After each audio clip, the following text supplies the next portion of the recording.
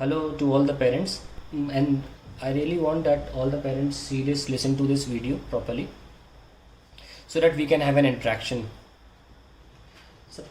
regarding what is going on. First of all, हम धीरे धीरे एक एक प्रॉब्लम को और एक एक क्वेरी को सॉर्ट आउट करते हैं. The first query and problem I have come across is that students have to study at the entire day and they don't get time, और उनको कोचिंग का भी काम करना पड़ता है और भी काम करने पड़ते हैं और इतना सारा वो काम नहीं कर सकते. तो पहली क्वेरी मैं आपके लिए सॉल्व कर देता हूँ. हमने इलेक्ट्रोस्टैट्स नाम की यूनिट स्टार्ट करी है. इलेक्ट्रोस्टैटिक्स भी बोल सकते हैं उसे आप.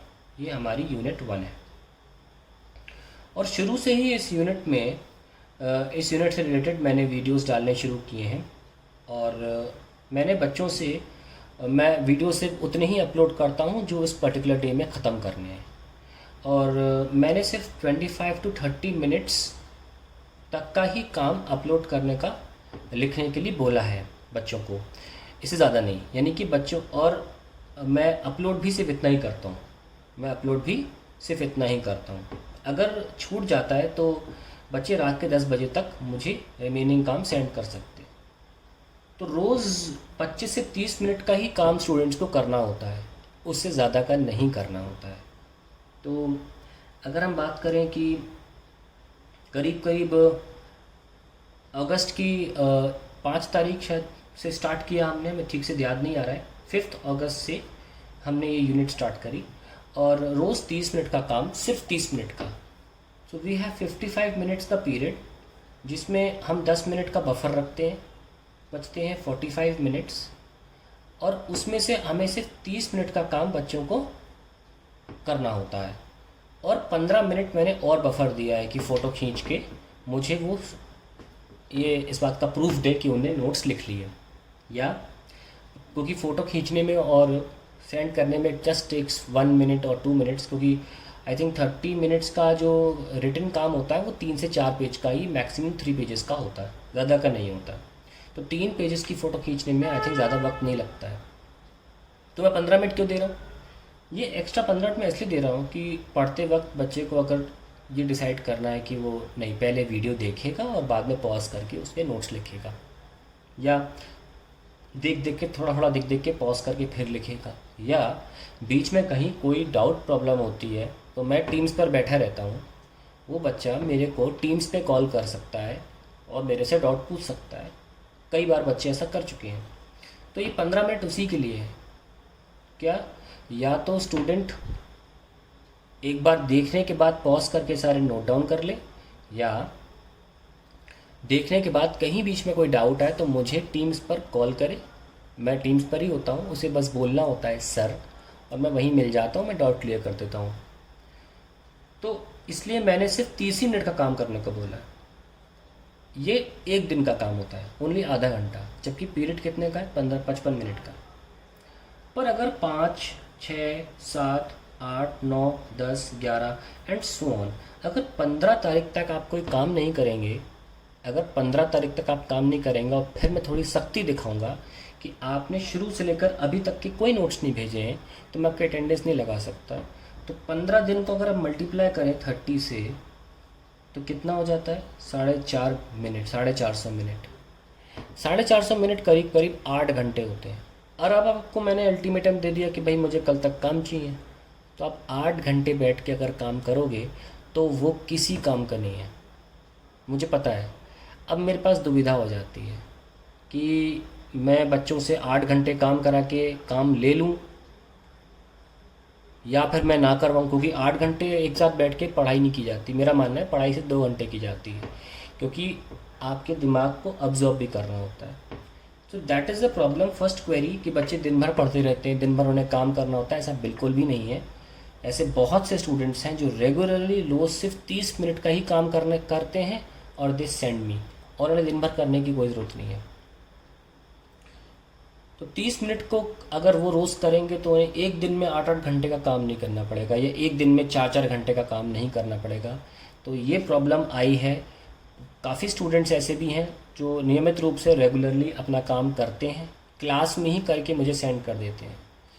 तो पहली प्रॉब्लम ये जो है कि all day we have to do work and we have other things to do, आप कोचिंग, ये गलत है, क्योंकि आप 30 मिनट का ही केवल काम नहीं कर रहे हैं।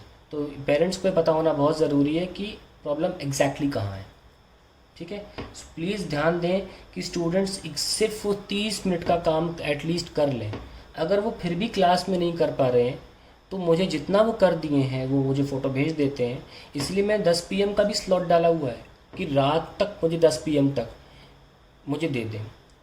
प्लस दूसरी बात, इसी पॉइंट को ख़त्म करने से पहले बोलूँ कि अगर एक बच्चा पूरे दिन भर में 30 मिनट्स का भी काम नहीं कर रहा है तो फिर मुझे नहीं लगता कि सक्सेस के नाम की कोई भी चीज़ उसे मिलेगी। कि एक सब्जेक्ट में 30 मिनट्स का काम तो एक दिन में वो कर सकता है, इस पर कोई एक्सक्यूज़ नहीं आना चाहिए। पर मेरी सबसे गुजारिश ये है कि प्लीज़ आप 5-5 दिन छोड़ के एक दिन में काम करेंगे तो कि कोई हेल्प नहीं कर पाएगा। चलिए, अब दूसरा पॉइंट सामने आता है, बहुत इम्पोर्टेंट है, वो पॉइंट समझाना बहुत ज़रूरी है, NCERT का। देखिए, NCERT की बात करें तो NCERT की 4 किताबें हैं हमारी, mainly majorly P, C, M और बायो। देखिए, बायो की मैं बात इतनी तो नहीं कर सकता, लेकिन फिज़िक्स, केमिस्ट्री, मैथ्स में फ़िज़िक्स की NCERT बाकी किताबों से काफ़ी अलग है। फ़िज़िक्स की NCERT एक आसान किताब नहीं है और इसमें जो क्वेश्चंस होते हैं वो एक सही ऑर्डर में भी नहीं है। हो सकता है पहला क्वेश्चन बहुत टफ हो और तीसरा क्वेश्चन बहुत आसान। एक बार थ्योरी पढ़ने के बाद मैं नहीं मानता कि आपको तुरंत NCERT करनी चाहिए। ये आपके कॉन्फिडेंस को गिरा सकती है, आपके कॉन्सेप्ट्स को हिला सकती है। आप डायरेक्ट NCERT नहीं करें। हर एक NCERT के एक एक सवाल में बहुत कुछ छुपा रहता है और एक बहुत ही इम्पोर्टेंट किताब है। अगर आप इसको पहले ही करने बैठ जाएंगे तो आपके अंदर डर बैठ सकता है और आप बहुत इम्पोर्टेंट क्वेश्चन से वंचित रह जाएंगे। तो बेहतर होता है कि आप टीचर के कुछ सवाल कराने का वेट करें। टीचर आपको कुछ सवाल कराएगा जो आपको NCERT के लेवल तक धीरे धीरे ले कर जाएंगे, उसके बाद ही NCERT को अटेम्प्ट करिए। NCERT फिज़िक्स का अलग स्थान है, बहुत अलग दर्जा है। इसीलिए NCERT फिज़िक्स की बैक एक्सरसाइज से JEE मेंस में ही नहीं, JEE एडवांस तक में क्वेश्चन आ जाते हैं। इसलिए मेरा आपसे ये निवेदन है कि फ़िज़िक्स को, NCERT को अलग किताब समझें। इसको अक्सर कंपटीशन के लिए यूज़ किया जाता है। ज़्यादातर बोर्ड एग्ज़ाम के क्वेश्चंस जो होते हैं वो लास्ट 10 ईयर्स से आते हैं, जो काफ़ी टोन डाउन होते हैं, NCERT लेवल के नहीं होते वो। तीसरी बात, तो NCERT मैंने क्लियर कर दिया कि अभी NCERT लगाने की कोई ज़रूरत नहीं है। अब तीसरी बात ये आती है कि हम क्वेश्चंस करने बैठते हैं और हमसे होते नहीं हैं। देखिए, अगर आप कोई भी चीज़ खाना बना रहे हैं तो बीच में ही खाने से आप कहेंगे स्वाद नहीं आया, तो वो ऑब्वियस है, अभी खाना बन रहा है। इलेक्ट्रोस्टैट्स में एक एक चीज़ को समझिए पहले। हम क्वेश्चंस कर लेंगे, उसकी टेंशन मत लीजिए, हमने ऑप्टिक्स जैसी बड़ी यूनिट के क्वेश्चंस भी किए। जब ये सारे क्वेश्चंस जब ये सारी थ्योरी कंप्लीट हो जाएगी, बहुत बीच में है, अभी बहुत सी चीज़ें समझानी है, और उसके बाद हम कुछ क्वेश्चंस करेंगे। जैसे कि मैं आपको बुकलेट्स दिए हैं और सबको बुकलेट, जो 12th F के बच्चे उनको बुकलेट दिया और जो बाकी सेक्शंस के स्टूडेंट्स हैं उनको उस बुकलेट के क्वेश्चंस व्हाट्सएप कर दिए जाएंगे। मैंने 12th B के बच्चों को व्हाट्सएप कर भी दिए हैं कि आप ट्राई करें, आपसे हो जाएंगे। अब जैसे मैं आपको उदाहरण देता हूँ, एक बच्चे ने मुझसे क्वेश्चन पूछा कि एक डायपोल है और उसके सेंटर पे पोटेंशियल कितनी होगी, और he was asking me this doubt. Exactly यही चीज़ मैंने थ्योरी में पढ़ाई है। ये बच्चे की गलती नहीं है, अभी बच्चा थ्योरी पढ़ रहा है, पहली बार वो 12वीं क्लास की फ़िज़िक्स को समझ रहा है। क्वेश्चन के फॉर्म में जब कोई थ्योरी पूछी जाती है तो उसका आंसर बच्चे तुरंत नहीं दे पाते हैं।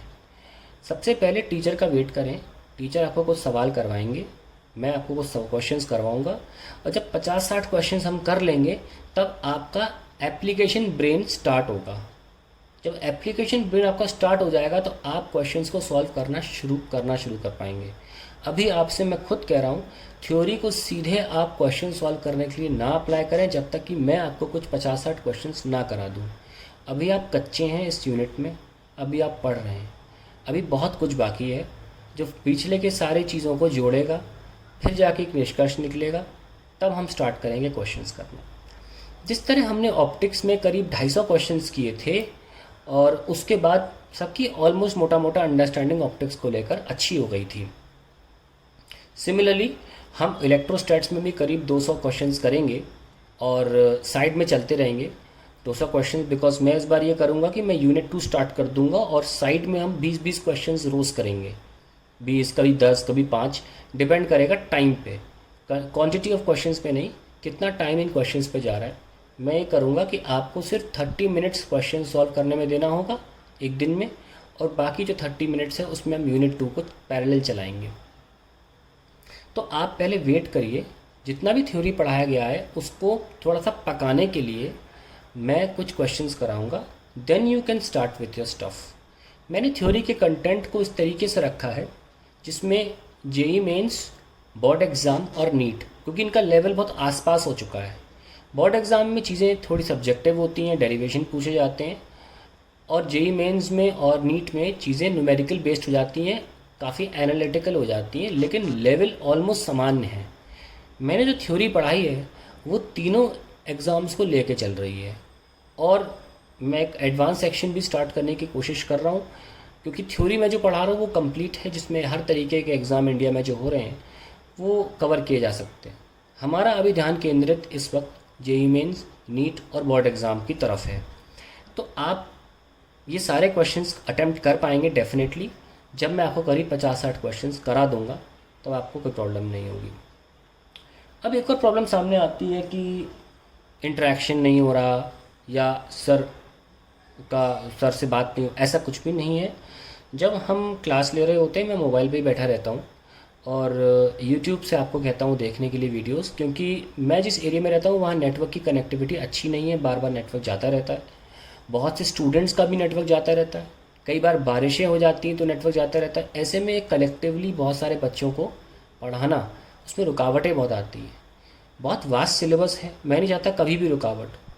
दूसरी बात, कई बार क्या होता है स्टूडेंट्स किसी कारण नहीं आ पाते हैं क्लास में, मान लीजिए कोई गेस्ट आ गया या कोई और कारण हो गया, बीमार पड़ गए, तो एक अच्छी क्लियर वीडियो के साथ वो बच्चा आज से 6 महीने बाद भी पढ़ सके, या कुछ भी उसको कई बार रिपीट करना हो, रिवाइंड करना हो, क्योंकि इट्स वेरी इंपॉर्टेंट कि वो उस चीज़ को रिवाइज कर सके सर की उसी इंटेंसिटी से पढ़ाए हुए को। इसलिए आई पर्सनली थिंक कि यूट्यूब से पढ़ने से थोड़ा सा मुझे लगता है फिज़िक्स के मामले में इट्स इम्पॉर्टेंट। दूसरी बात, these may be not live classes but these are online classes. तो आप लोग मैं समरी दे देता हूँ, 30 मिनट्स का काम ही भेजना होता है, सिर्फ 30 मिनट्स का। It is not a 1 hour work, it is a 30 minute work, and students have not sent me for around 10 to 15 days। और अब जब मैंने थोड़ा सा सख्ती की है तो अब मुझे एक साथ भेज रहे हैं, तो लोड तो होगा, और डेफिनेटली अगर आप एक साथ इतना सारा पढ़ेंगे तो इट विल गो वेस्ट। दूसरी बात ये कि एनसीईआरटी को अभी अटैम्प्ट ना करें। एनसीईआरटी किताब बहुत टफ़ होती है, उस तक पहुंचने के लिए काफ़ी सवालों से गुज़रना होता है। ये वैसे फ़िज़िक्स के लिए कह रहा हूँ, फ़िज़िक्स की किताब एनसीईआरटी की, बाकी एनसीईआरटी इससे थोड़ी अलग पैमाने पर बनाई गई है। और तीसरी बात मैं आपको बताऊं कि आप जो क्वेश्चंस अटेम्प्ट करना चाहते हैं, पहले इस चैप्टर की थ्योरी को ख़त्म कर लेते हैं, उसके बाद मैं आपको कुछ क्वेश्चंस कराऊंगा, आपकी उंगली पकड़ के पहले चलना सिखाऊंगा थ्योरी ख़त्म करने के बाद, और फिर आप अपने आप ही उड़ने लग जाएंगे। ऐसे ही हमने ऑप्टिक्स में भी किया था और ऐसे ही हम इलेक्ट्रोस्टैट्स में भी कर रहे हैं और आगे आने वाले टाइम में भी करेंगे। आपको पता है कि मैं बहुत सारे क्वेश्चंस कराता हूँ ताकि हर तरीके की वैरायटी के क्वेश्चंस हम कर सकें। जैसे हमने इलेक्ट्रोस्टैट्स में करीब 200 से 250 क्वेश्चन हमें करने हैं। जो बुकलेट, जो मटेरियल हमें देना है बच्चों को, उसमें करीब 250 क्वेश्चन है। 250 की जगह हम 150 कर सकते हैं, काफ़ी कुछ क्वेश्चन सिमिलर होते हैं तो हम उन्हें कैंसिल करेंगे।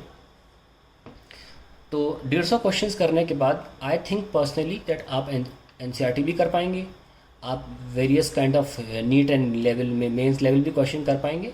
और जिन बच्चों को एडवांस की ज़रूरत है तो उसके लिए मैं एडवांस सेक्शन भी एक डालने की सोच रहा हूँ, प्लेलिस्ट। और मैं जिन क्वेश्चंस का लेवल मेंस और नीट को मैच करता होगा मैं उनके आगे मेंस और नीट भी लिख दूँगा। और थ्योरी मैं टिपिकली मेंस, नीट और बोर्ड एग्ज़ाम को ध्यान में रख के ही आपको पढ़ा रहा हूँ। That is all. अगर आपको कोई भी क्वेरी है, एक बहुत शिकायत होती है मुझे कि बच्चों से मैं प्रतिदिन, जब भी मुझे बच्चे काम भेजते हैं अपना, जैसे मैंने बोला है कि 30 मिनट का काम आपको क्लास ख़त्म होती भेजना है, जैसे ही बच्चे मुझे काम भेजते हैं मेरा एक ही रिस्पॉन्स बच्चों को आता है, डाउट, क्वेश्चन मार्क। मुझे कोई बच्चा नहीं बोलता डाउट है। मेरा आज तक 12th बी और 12th सी से ह्यूमन इंटरेक्शन नहीं हो पाया है, क्योंकि हम पहली बार मिले हैं इस क्लास में 12th में। 12th F से मेरा ह्यूमन इंटरेक्शन 12 लास्ट ईयर हुआ था, क्योंकि वो मेरी क्लास थी। यहाँ हमारा इंटरेक्शन सिर्फ सब्जेक्ट बेस्ड है। कंफर्ट लेवल नहीं मैच किया होगा, हो सकता है, पॉसिबिलिटी है, पर जब आपसे टीचर खुद पूछ रहा है कि डाउट, तो आप पूछा करिए, ऐसी कोई प्रॉब्लम नहीं है। मेरे को डांटने का भी मौका नहीं मिला अभी तक, किसी को स्कोल्ड करने का मौका नहीं मिला किसी डाउट के ऊपर। मुझे नहीं याद कि किसी बच्चे ने मुझसे कोई कंसेप्चुअल चीज़ पूछी हो, फिज़िक्स की चीज़ पूछी हो और मैंने उसको डांट दिया हो और आंसर ना दिया हो। I am very strict when it comes to submitting your work, but you can ask me whatever you want when it comes to physics. And very rarely some people have asked. Certain students have chatted with me over doubt for 10 to 15 minutes on WhatsApp. मुझे बहुत अच्छा लगता है जब कोई बच्चे मेरे से डिस्कस करते हैं, किसी कॉन्सेप्ट को लेकर एक आर्ग्यूमेंट करते हैं, पर ऐसे बहुत कम बच्चे हैं। एक और बात सामने आई है कि बच्चे, एक भी स्टूडेंट मुझे अभी तक ऐसा नहीं मिला है जो ये कह रहा हो कि मुझे थ्योरी समझ में नहीं आ रही जो हम अपलोड करते हैं। अब मुझे नहीं पता कितना सच है कितना सही है, लेकिन अगर नहीं आई है तो I will take it as a compliment. But अगर फिर भी कोई डाउट हो तो मुझसे पूछें। मैंने कई बार बच्चों से ये भी बोला है कि ज़रूरी नहीं है कि मैंने जो पढ़ाया वो समझ में आ गया तो इसका मतलब आपको हर चीज़ क्लियर हो गई है। मैं फिर से रिपीट करता हूँ, मैंने कई बच्चों से बोला है, ज़रूरी नहीं है कि मैंने जो पढ़ाया और वो आपको समझ में आ गया इसका मतलब सब क्लियर है। आपसे सवाल नहीं होंगे, क्योंकि आप काउंटर नहीं सोचते हैं कि आप कोई थ्योरी लिख रहे हैं तो बैठ के उसको रीड करें और सोचें ये भी तो हो सकता है, उसमें ये भी तो हो सकता है। तो एक एक्सरसाइज बता रहा हूँ, बहुत फ़ायदेमंद होती है। जब आप किसी टीचर के पढ़ाए नोट्स को लिखते हैं, आप प्लीज़ उसको 5 मिनट रीड किया करिए दिन के ख़त्म होने से पहले। बस 5 मिनट 10 मिनट रीड किया करिए, क्योंकि 30 मिनट का काम है, 30 मिनट्स का काम है, केवल 3 पेज मुश्किल से भरते होंगे आपके। आप 5 से 10 मिनट रीड करिए टीचर ने क्या लिखा है। मैं डेफिनेटली कह रहा हूँ आपको कोई ना कोई डाउट ज़रूर आएगा, 100% आएगा। लिखते वक्त, वीडियो देखते वक्त, टीचर के लाइव क्लास पढ़ाते वक्त या स्कूल में सामने टीचर के पढ़ते वक्त हो सकता है कोई डाउट ना हो सकता है क्लास तो स्टिल क्लियर हो, लेकिन जब आप नोट्स को दोबारा पढ़ेंगे डेफिनेटली बता रहा हूँ 99% आपको कोई ना कोई डाउट ज़रूर दिमाग में आएगा, ज़रूर। तो ये ज़रूर किया करें। आप में से कोई लोग ये करता नहीं है, इसीलिए आप लोग कहते हैं डाउट नहीं है। और जब आपसे कोई क्वेश्चन पूछता है या आप खुद कोई क्वेश्चन लगाने की कोशिश करते हैं तो आपसे होते नहीं हैं। और अगर आपसे फिर भी कोई क्वेश्चन नहीं हो रहा है तो आप मुझसे क्यों नहीं पूछते हैं? अगर आपसे कोई क्वेश्चन नहीं हो रहा है तो आप मुझसे पूछिए, ठीक है। कोई भी मटेरियल है, मॉड्यूल है, आकाश का, वीएमसी का, फिटजी का, कोई भी क्वेश्चन है, या बोर्ड एग्ज़ाम का या एनसीईआरटी का, अगर आपसे नहीं बन रहा है कोई क्वेश्चन तो आप मुझसे पूछिए, हम डिस्कस करेंगे, उसे सॉल्व करेंगे। You can call me any time, you can message me any time.